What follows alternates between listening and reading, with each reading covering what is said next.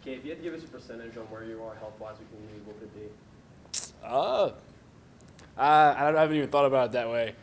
So, I mean, I feel about as good as it's going to get, health-wise. I feel strong. My leg is strong. I've been working really hard to get it back to, as I guess, 100%, as you would say. But really couldn't put, like, a percentage. I feel really good, though. You being a left-handed hitter, that's the biggest thing is driving off that back leg, right? Is that the only thing that you're worried about when it comes to hitting with that leg? So it's actually funny. I learned throughout this whole process that, like, that leg isn't like a worry. It's the other leg. So like if you were like straighten your leg out when you were hitting, and it's worried about like that jerk motion. So like when it's bent and it turns, like that's no problem at all. Yeah, I thought the same thing that you said initially too, and then the PT with LSU said it's the opposite. So it was pretty cool. I was worried about that too at first, but not anymore. What did it mean to like get out there last night and get it, take the plate in a game? Right. I mean, it was awesome. I'm getting goosebumps just thinking about it. But it was just a lot of hard work went into it, and it was so weird. Just like when it happened, and then you go through like the rehab process, and you have ups and downs with that. Physically and mentally. That meant the world. Just getting back out there, and just competing again felt awesome. Jay kind of mentioned he was surprised at how fast you're running too, and how that hasn't been much of a bother to you. Right. How much of the rehab process was the feeling out of just running and being able to maybe cut on it a little bit? Right. Yeah. I mean, we've spent probably 3 or 4 weeks, almost a month running now, and I'm getting to as close as full speed. And it's just like it's a trust thing. I found out through this whole rehab process, like, when injuries happen, your brain tells you, no, you can't do something until you do it. And it's like a switch flips, and then your brain says, yeah, I can do that again. So that's what I found out, especially with running to like full speed. It's just like one of those switches got to get flipped, and like, yeah, like we can do this. Let's go. So.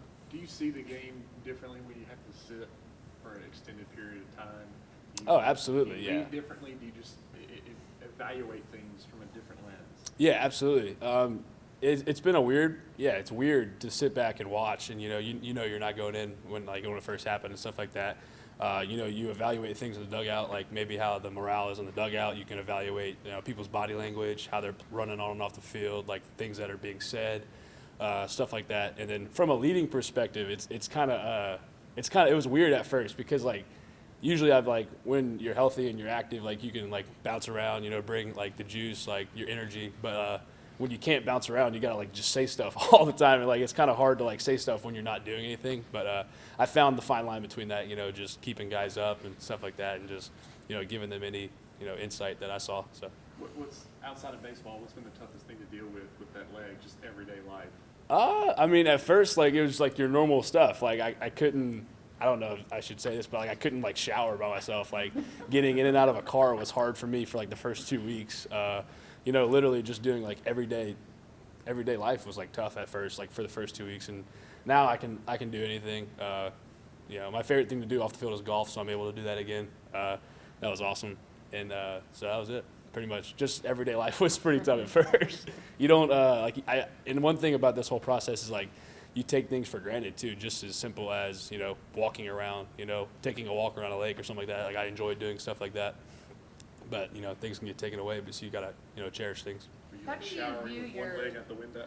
One leg out the literally, I was like just standing in a shower like this. One leg was up, and I was just like, "This sucks. This sucks, man." How do you feel like your role is now, like as somebody who's in the dugout? Like, how have you been trying to contribute to this team? I mean, yeah. I mean, when you're in the dugout, you gotta support the people who are playing. And we have sayings around here that you're either a performer or you're a supporter. So like when you're not performing, you're going to support your teammates. And I mean, it's fun in its own, just getting behind your guys and seeing them succeed is awesome too. So you just got to keep rooting them on, like even when they're not doing good or even when they're doing good, just, keep rooting, keep cheering. And when things don't go bad, just remind the guys that are coming in off the field that it's going to be okay and we're going to get them back. This team has dropped 2 SEC series so far. Like, how's the morale been around that? I know that y'all are all about moving on and flushing things out. But, being somebody who can't really contribute, like, how has that felt for you? And then how have you been trying to motivate this team? I mean, yeah, it's tough when you never want to lose a game. We go into every game, thinking that we're going to win, preparing like we're going to win. So I mean, when things don't go our way, we're not going to like, pout about it or, complain about it. We're just going to fix the mistake and then move on from it. Like Coach Jay is always telling us to have a short memory, move on to the next one, because when we play 4 or 5 games a week, you have no time to just sit around and wait for things to happen. You got to go attack each day, each inning, each pitch, stuff like that. So yeah, just, I mean, I've definitely had some tough losses in my career here too. So like just keeping guys up, like this is, it's going to be okay. It's not okay that we lost a game or something like that. Like we can improve off that and learn from it. Not saying that we want to lose a game by any means. You want to win, but just got to learn from your mistake, correct it. I heard that you and Braden Shipley are pretty close. Yeah. And he said you were like one of his first friends when he came here. 100%. What is your relationship like with him? Can you elaborate on that? Oh, it's awesome. I mean, Braden's an incredible person. On top of that, he's an incredible player, and can't be happy enough for the success that he's had so far here. He's been doing really good. And the one thing I like about Braden is he stays motivated. He's just as hungry to have more success as he was the day before. Nothing in the confidence level that he brings to baseball. Like his confidence is really high, and he's the man on and off the field. So happy for him. Do you think the morale seems all the time high? After every series, win or lose, it's always high. Everybody's always positive. I mean, would you agree? And what does that do to it? I mean, I would say it's high after every series, yeah, no matter what, just like flushing things and moving on. But like, I mean, you can't dwell on something for too long. Like obviously, like we talk after every game and like go through the game, like what went wrong and like how to correct it. But like, you can't think about it the next day because you're gonna play a team again, and if you're thinking about the day before, you're gonna get crushed. So like, I guess it's just building that short-term memory and just dealing with failure. That's one thing that Coach Jay just talks about all the time is handling failure with maturity. Don't get mad at it because it's going to happen. It's inevitable in baseball. Like, you're going to fail a lot. So I think that's one thing he's trying to preach in us is just, move forward with a positive attitude. I think that's why you might see most of the guys being positive after a series. How serious is this professional kind of aspect that he's brought to the program, to your point? It's more mature. Hey, you get your stuff done. We're going to give you a plan, but you guys are pretty much treated like adults. 100%. I mean, it's very serious. Like, whenever he says something in front of you guys, like he's not joking at all. He 100% means that. And like you said, he said we're gonna help you, but like it's up to you to get your stuff done. Like no one's gonna make you do stuff around here. But like if you want to play and you want to succeed, you're gonna get your stuff done. And you're gonna work extra hard to get your stuff done. But it is very very serious. This is obviously a very different team from the last time you guys went over to Mississippi State. Mm-hmm. Just what do you tell them about that environment? Some of the guys who haven't experienced that to that level yet. Yeah, I mean it's a great environment. Starkville, they get rowdy down there. It's a beautiful stadium. They have one of the best fan bases in college baseball, just like we do. And we have like a rivalry going on with them. Like they're one of the West teams, so like you don't want to go in there and lose to a rival. So it's exciting. You signed up for this when you came here, and it's exciting to play in front of people. And they have those cowbells down there, and it gets a little rowdy, but go in there and have some fun.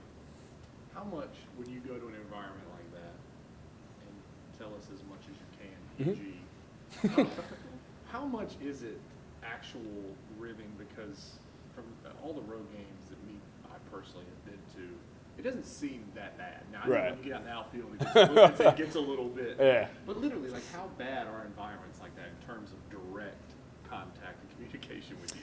I mean, they're pretty much on top of you. Yeah. I mean, it's not like bad to where like it completely takes you out of your game if you let it, but like you can hear what they're saying. Absolutely. Like it's up to you whether you choose to let it affect you or not, but it's all fun. They don't mean anything bad by it. They're just rooting for their team and, they just get a little rowdy, but it's nothing bad at all. So it's just all fun.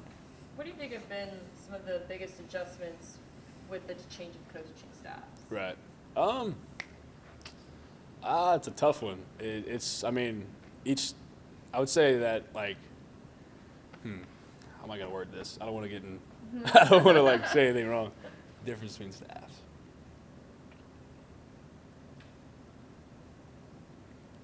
Yeah, I would say like as a whole, this staff is more positive about everything going on. Like they're more even-keeled.